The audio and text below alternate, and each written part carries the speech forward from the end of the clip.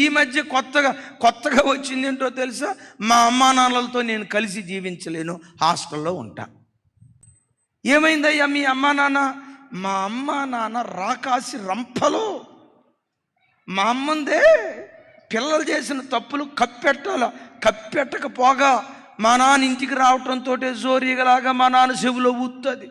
అమ్మో మా అమ్మ సాడిస్టు, మా నాన్న మూర్ఖుడు, వీళ్ళ మధ్యలో ఉండే కంటే హాస్టల్లో ఉంటే మంచిది అని ఒక అమ్మాయి హాస్టల్కి వెళ్ళిందట.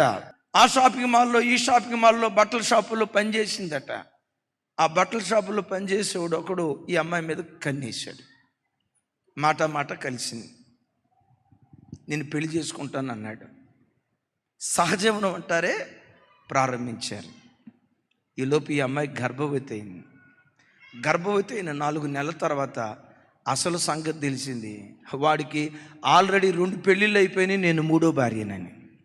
తల్లిదండ్రుల దగ్గరికి రాలేక, తల్లిదండ్రులకు ముఖం చూపించలేక, నలుగురు మధ్యలో తలెత్తుకోలేక 4 నెలల గర్భిణి ఏ హాస్టల్లో ఉంటుందో అదే హాస్టల్లో ఉరేసుకొని ఆత్మహత్య చేసుకుని చచ్చిపోయింది.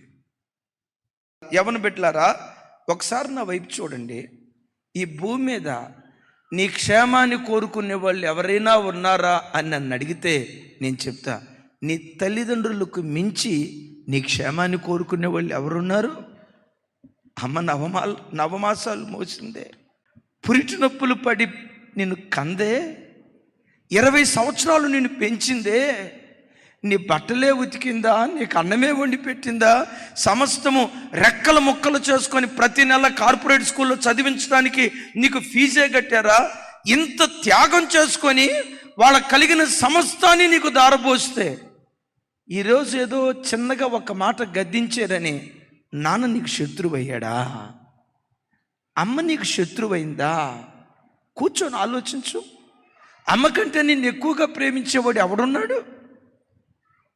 నాన్నకంటే నిన్ను ఎక్కువగా ప్రేమించేవాడు ఎవరున్నారు?